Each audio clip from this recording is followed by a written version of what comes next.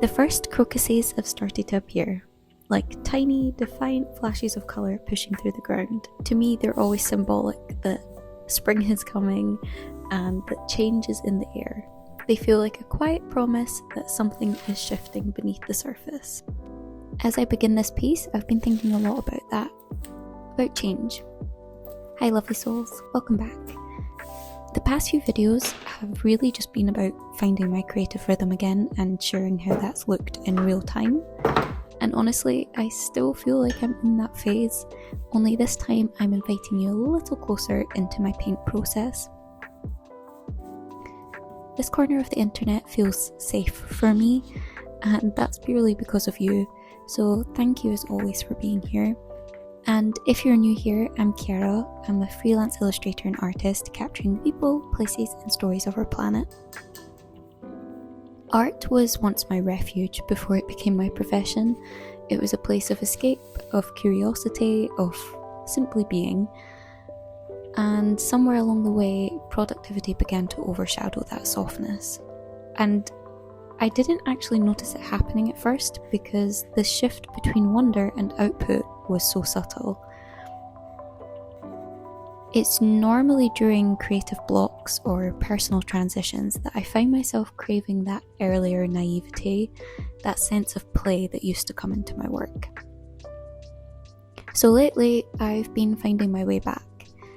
Not backwards in regression, but backwards in remembering, back to the roots of why I began, while still moving forward into who I'm becoming. This year holds a lot of change in my personal life. The kind of change that feels expansive and slightly terrifying, and I've been suspended somewhere between excitement and apprehension. Maybe you know that feeling too. I often think that my art process mirrors much of life. In moments of discomfort or uncertainty, I will find myself using my creative process to also process my thoughts. I rarely listen to anything these days when I work, no podcast, no music. I just try to listen to the noise that takes place in my head. I suppose it's like a form of meditation. You'll notice in my work that I start with a light sketch mapping out my concept, followed by ink and gouache. These washes are very loose and uncertain, nothing's defined. I just want to build an atmosphere and a space. Growth asks us to step forward, even when the ground feels unfamiliar. And I'm realising unfamiliar ground has its own texture, its own rhythm, much like my paint washes. I've been lucky in my life to have steady foundations and a strong support system. And don't get me wrong, I'm very grateful for all of that and all the people that have done that for me. But because of that, I also haven't had to navigate big changes. And sometimes that makes me feel kind of childlike and less equipped for the unknown. But there's a tenderness in learning how, a vulnerability in admitting that you don't quite know who you'll be on the other side of it, and remembering to trust your pace. When I started this piece, I felt a pressure to create it quickly, as if time might suddenly become scarce. Maybe other creatives understand that feeling, the fear that if we don't make enough now, we'll fall behind, or we might lose momentum, or somehow we'll lose ourselves along the way. If I've learnt one thing, it's that creativity resists pressure. When I tried to rush this painting, everything became louder in my mind, the brushstrokes stiffened, and I was forcing instead of responding. And strangely, the mistakes I was making started to feel symbolic. I caught myself wondering, is this how I'm going to handle bigger, scarier life decisions? Rigid, robotic, controlling. So I stepped away.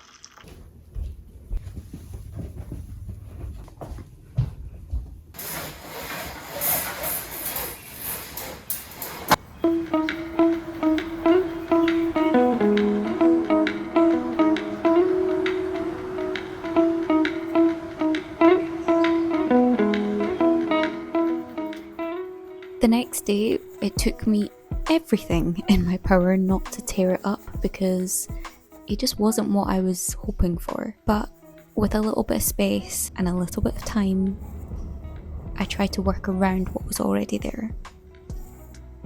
And maybe that's also what growth asks of us. To let things dry, to let them settle, to respond rather than react.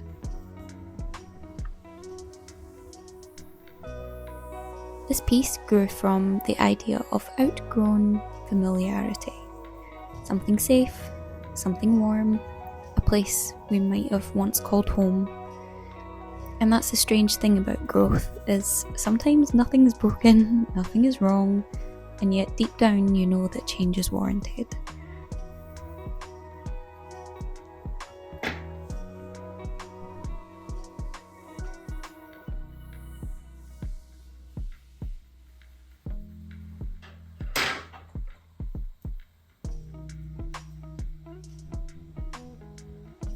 I used to have my own perception of what resilience meant, and then until you meet certain lovely souls in your life, they help you redefine terms.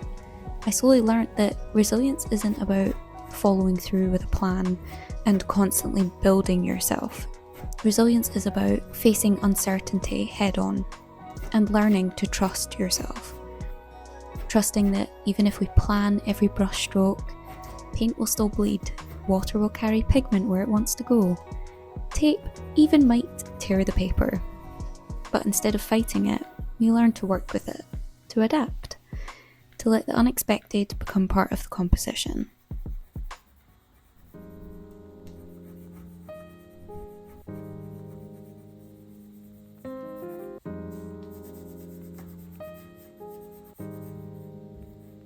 The places we leave remain part of us, and just like the underlayers of this painting, you might not see them fully anymore, but they shape everything resting on top.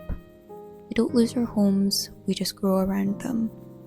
We carry their imprint as we step towards new horizons, new versions of ourselves, new definitions of belonging. This piece wasn't about having answers, but more so about processing my thoughts in life and as an artist. It was about holding space for the questions, about letting messy thoughts soften into something visible, for others to be able to interpret however they wish to. And even though it's not exactly what I imagined, it's opened something new in me.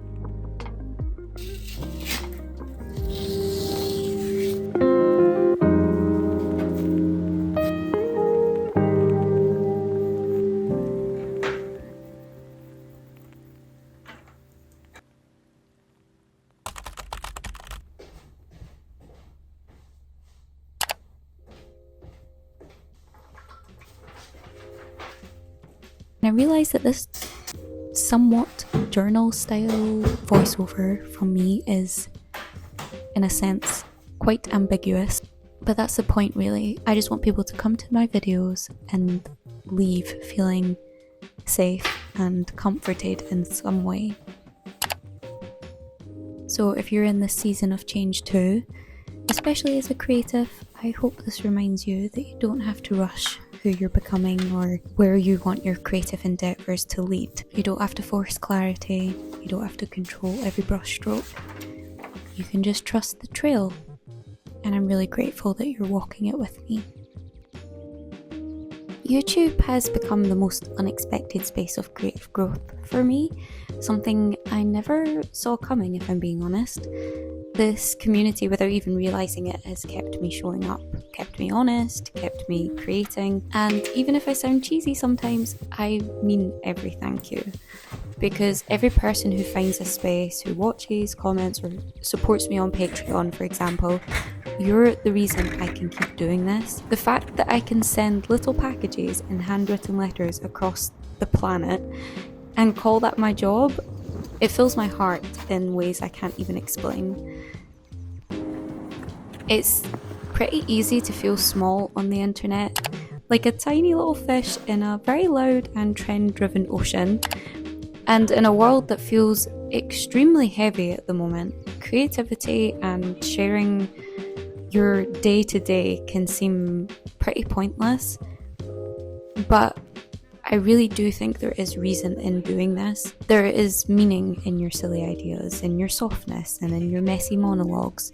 You never know who might feel a little less alone just because you chose to share it. So with that said, thank you, lovely soul, for being here, and let me know in the comments what you'd like to see more of, because I will create it with you in mind.